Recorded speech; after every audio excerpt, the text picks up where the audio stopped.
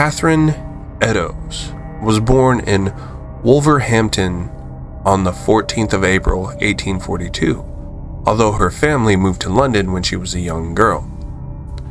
By the time she reached her mid-teens, both her parents had died and she and her siblings were separated, while Catherine returned to Wolverhampton to live with her aunt. Later she met a former soldier by the name of Thomas Conway, and it was claimed that the couple were married, although no proof has been found. She had his initials TC tattooed in blue ink on her arm. The couple would have 3 children together, and they earned a meager income by selling what were known as chapbooks, which were cheap books sold on the streets by peddlers. By the end of the 1870s, the couple had moved to London and were living in Westminster. Catherine, however, had started drinking heavily, and her alcoholism, coupled with her fiery temperament, meant that their relationship became extremely tempestuous, and the couple repeatedly split up. According to one of Catherine's sisters, Conway was an abusive partner, and Catherine often sported black eyes as a result of domestic violence. In 1880, they separated altogether, and Catherine gravitated to the east end of London, where she moved into Cooney's Common Lodge house at 55 Flower and Dean Street.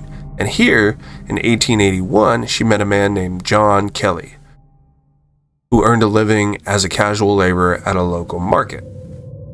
The couple had lived together as man and wife at the lodging house until Catherine's death in 1888. The deputy lodging housekeeper, Frederick Wilkinson, would later remember her fondly as a very jolly woman who was often singing. Each summer, Catherine and Kelly would head for Kent to go hop picking, which was a very popular way for East Enders to spend time to enjoy a break from the stifling and overcrowded streets of the districts, while at the same time providing an opportunity to earn a little cash. In September 1888, they set off for the annual hop picking break, but as the hop yield was disappointingly low for the year, an account of an unusually wet summer, work was limited and they decided to return to London, arriving back in the capital on the afternoon of Friday, 28th of September. Kelly managed to earn 6 pence that day, and Catherine, having taken 2 pence for herself, handed him 4 pence, telling him to use it to get a bed at Cooney's that night. She told him that she would get a bed in the casual ward of the Shoe Lanes workhouse. Although she did get a bed, there was some trouble at the workhouse, and she was asked to leave. Turned up at Cooney's at 8 a.m. on Saturday morning, and the couple went to pawnbroker's shop on Church Street, where they pawned Kelly's boots, using the money to buy breakfast. That afternoon, Catherine told Kelly that she was going to try and borrow some money from her daughter in Birdsbonsty, and at 2 p.m. they parted. According to Kelly's later testimony, he warned them about the Whitechapel murderer, but Kathleen brushed aside his fears.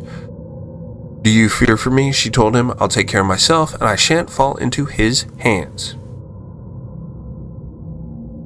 It was never established how she spent the rest of her afternoon. She certainly didn't visit her daughter, but she did acquire money somehow, because at 8 p.m. that evening she was arrested for drunkenness at Aldgate High Street by Police Constable Robinson in the City of London. Because at 8 p.m. that evening she was arrested for drunkenness at Aldgate High Street by Police Constable Robinson of the City of Police, London. She was taken to Bishopsgate Police Station, where she was locked in a cell to sober up. She promptly fell asleep. By midnight, she was awake and was deemed sober enough to release to the city gaoler P.C. George Hutt. Before leaving, she told him that her name was Mary Ann Kelly and gave her address as 6 Fashion Street. Hutt escorted her to the door of the police station, and he told her to close it on her way out. She headed out into the early morning. At 1:35 a.m., 3 men, Joseph Loudon, Joseph Hyam Levy, and Harry Harris, saw her talking with a man at the church passage entrance in Mitre Square, located on the eastern fringe of the City of London.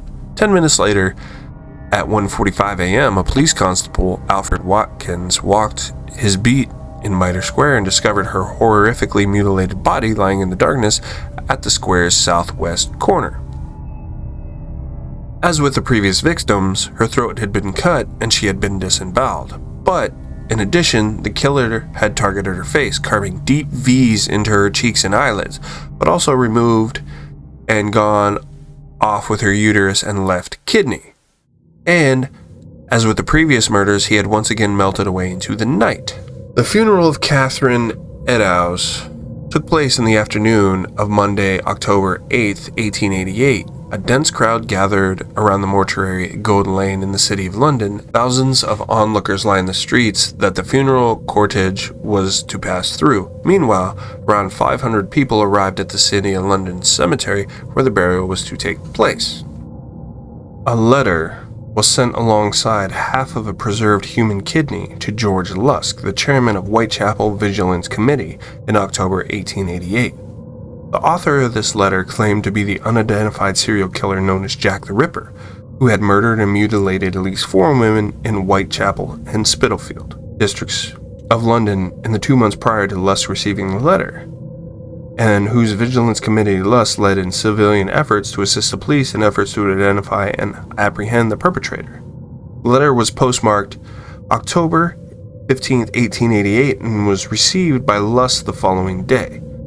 An examination of the kidney revealed the individual from whom the organ originated from had suffered from Bright's disease. The author of the letter claimed to have fried and eaten the other half. And I quote, Mr. Lusk, sir, I send you half a kidney I took from a woman, preserved it, for you the other piece. I fried and ate it. It was very nice. I may send you the bloody knife that took it out if you wait a while longer. Signed, Catch me when you can, Mr. Lusk. The letter came into possession of the City of London Police, being later transferred to the Metropolitan Police. The original letter and the kidney which accompanied it have since been lost or stolen, along with the contents that were contained in the Metropolitan Police Ripper files.